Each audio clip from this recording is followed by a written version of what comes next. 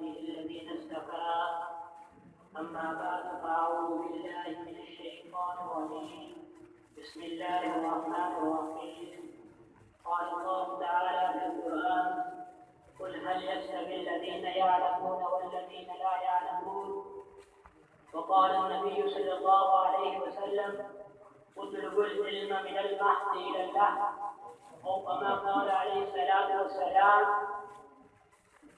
علم ساری رفتوں کا نقطہ آغاز ہے، علم ساری رفتوں کا نقطہ آغاز ہے، عرش و کرسی سے بھی آگے علم کا راز ہے۔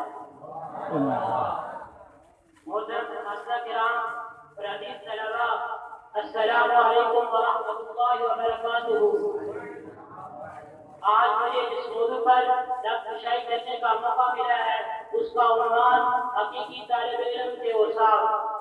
سامعین محترم، جب میں طالب علم کے اوصاف بیان کرنا شروع کروں تو مجھے فوراً امام شافعی رحمۃ اللہ علیہ کا شعر یاد آتا ہے۔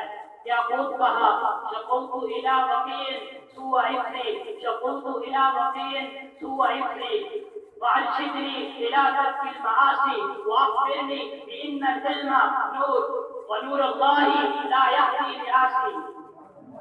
محترم، حضرت شافعی رحمہ اللہ علیہ فرماتے ہیں کہ میرے استاد حضرت فقیر رحمہ اللہ علیہ نے فرمایا علم اللہ کا نور ہے اور اللہ کا نور گنہگار کو نہیں مل سکتا۔ سامعین محترم، حکیم الامت حضرت اشرف علی تھانوی رحمہ اللہ علیہ نے فرمایا کہ وہ طالب علم ہی نہیں ہو سکتا جس میں یہ تین صفات نہ پائی جائے، محنت، لگن اور ادب۔ اگر میں محنت کی بات کروں تو مجھے حضرت عبداللہ رحمہ اللہ علیہ یاد آتے ہیں، لگن میں مجھے امام غزالی کا نام نمایاں نظر آتا ہے۔ اگر میں بات ادب کی کروں تو مجھے امام مالک رحمہ اللہ علیہ کیسے بھولے۔ سامعین محترم، طالب علم کون جس میں اخلاص ہو، طالب علم کون جس میں تقویٰ ہو، طالب علم کون جس کی زبان جھوٹ سے گونگی ہو، طالب علم کون جس کی آنکھ بدنظری سے بہری ہو، بدنظری سے اندھی ہو، طالب علم کون جس کے ہاتھ قلم سے اپاہج ہو، طالب علم کون جس کے کانوں سے بہرے ہو۔ ہاں، طالب علم وہ ہے جو عزت کرے اساتذہ کی، جو اطاعت کرے اساتذہ کی، جو خدمت کرے اساتذہ کی۔ سامعین محترم،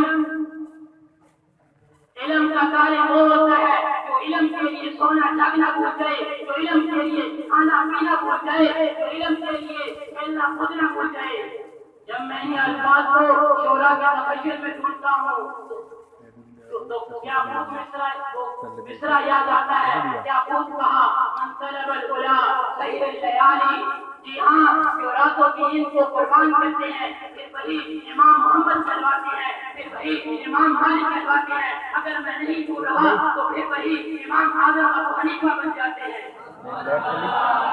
سامعین محترم، جب میں محنت کے میدان میں نظر دوڑاتا ہوں تو مجھے ایسے ایسے لوگ نظر آتے ہیں جن کی راتوں کی محنت الگ اور دن کی محنت الگ۔ ان میں سے ایسے شخص کا تذکرہ کرتا ہوں کہ جن کا نام امام بخاری رحمہ اللہ علیہ ہے۔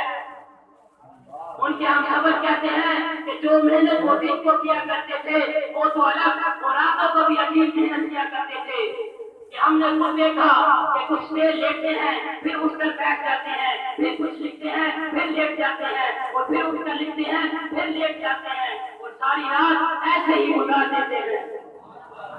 سامعین محترم، امام بخاری رحمہ اللہ علیہ نے راتوں کو سونا چھوڑا، سردی اور گرمی برداشت کی، نرم اور گرم بستروں کو چھوڑا، تو پھر امام اس محنت نے انہیں کیا لگ دیا۔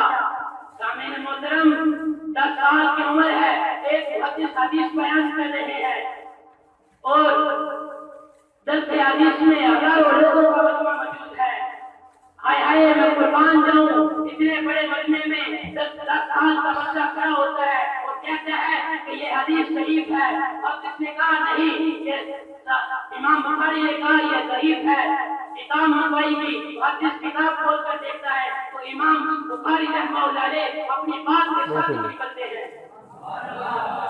عزیز طلباء، اگر ہم نے اپنے طالب علمی زمانوں کو قیمتی نہیں بنایا تو پھر اور اسے لایانی اور فضول کوئی میں صرف کیا تو پھر فراغت کے بعد ہم زبان حال سے پڑھ کر کہیں گے اٹھا میں مدرسہ و خانقاہ سے، اٹھا میں مدرسہ و خانقاہ سے غمناک، نہ زندگی نہ محبت نہ معرفت نہ لگا۔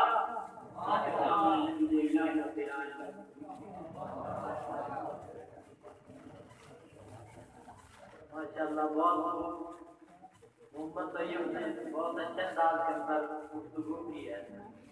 اللہ تعالیٰ اس کو جزائے خیر عطا